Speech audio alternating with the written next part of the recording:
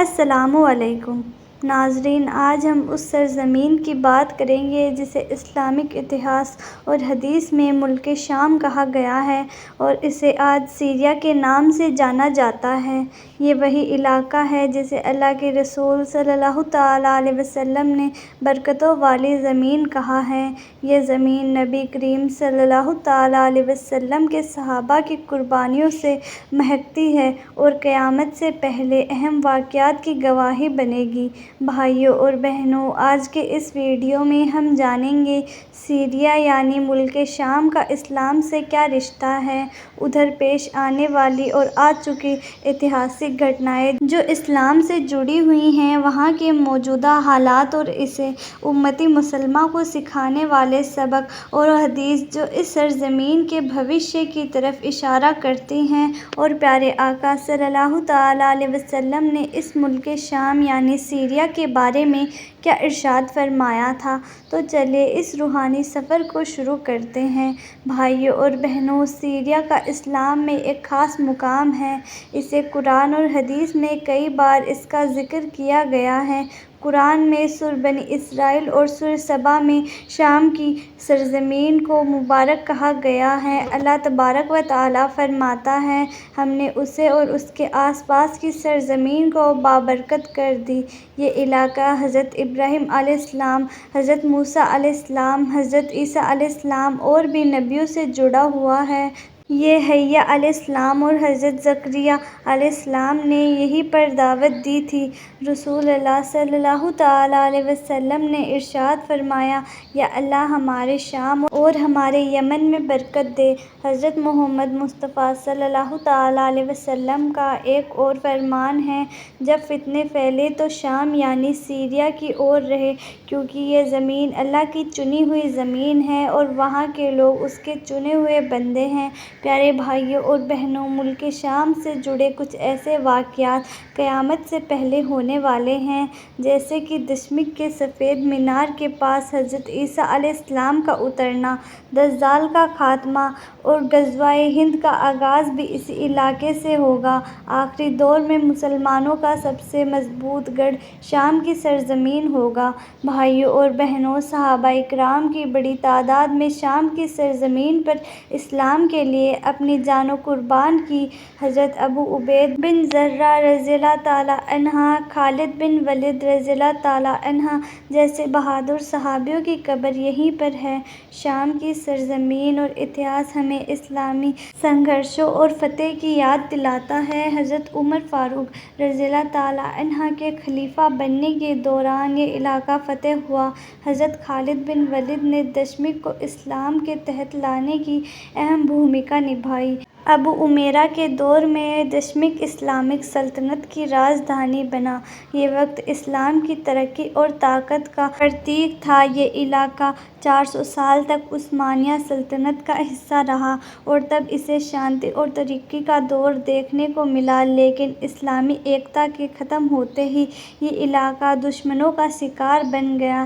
یہی وجہ ہے کہ آپ لوگ دیکھیں گے کہ زیادہ تر اتہاسک کتابوں میں اور اسپیشلی مسلمانوں کی اتہاسک کتابوں میں جب بھی ملک شام یعنی کہ سیریا کی بات کی جاتی ہے تو اس کا مطلب اور اس سے مراد صرف یہی ایریا نہیں ہوتا جو کہ آج کے دور میں سیریا کہلاتا ہے، بلکہ اس سارے ایریا کے بارے میں بات کی جا رہی ہوتی ہے جو کہ آج کے دور میں لبنان کہلاتا ہے، فلسطین کہلاتا ہے اور تو اور جارڈن بھی کہلاتا ہے، کیونکہ کسی دور میں اس سارے ہی علاقے کو ملک شام کہا جاتا تھا۔ سب سے پہلے اگر بات کریں اسلام کے حساب سے قیامت کی بہت ساری نشانیاں اس دیش کے ساتھ جڑی ہوئی ہیں۔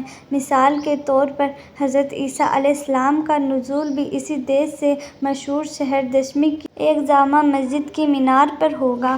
حضرت امام مہدی علیہ السلام بھی مدینے سے اسی علاقے کی طرف ہجرت کریں گے اور یہاں پر پہنچ کر وہ مسلمانوں کی لیڈرشپ بھی سنبھالیں گے اور دجال جیسی بھیانک اور خطرناک طاقتیں ہوں گی، وہ بھی اسی علاقے میں آ کر ہی دم توڑیں گی۔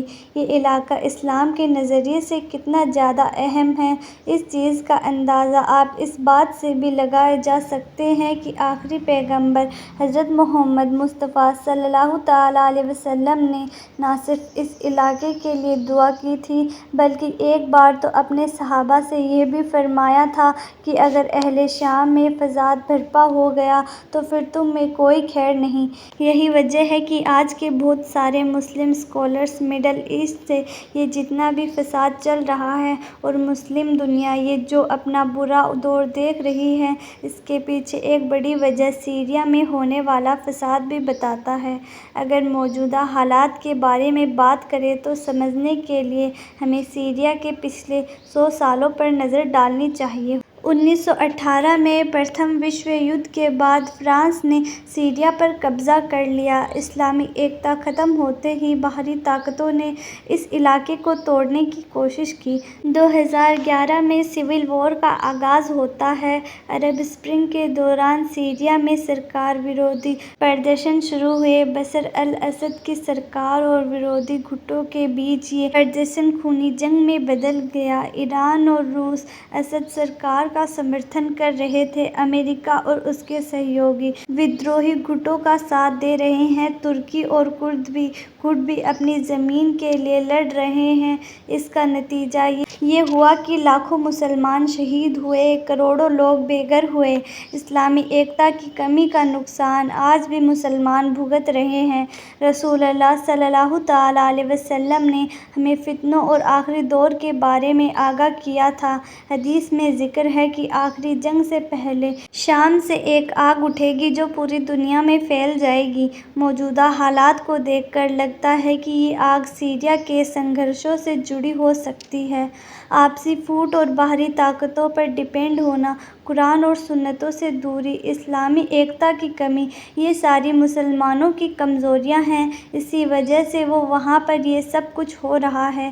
مسلمانوں کو فتنوں سے بچنے کے لیے قرآن اور حدیث کی روشنی میں اپنے عمل سدھارنے ہوں گے، امت کو باہری طاقتوں کے چنگل سے نکالنا ہوگا، آپس میں مضبوط ہونا ہوگا، متحد ہونا ہوگا۔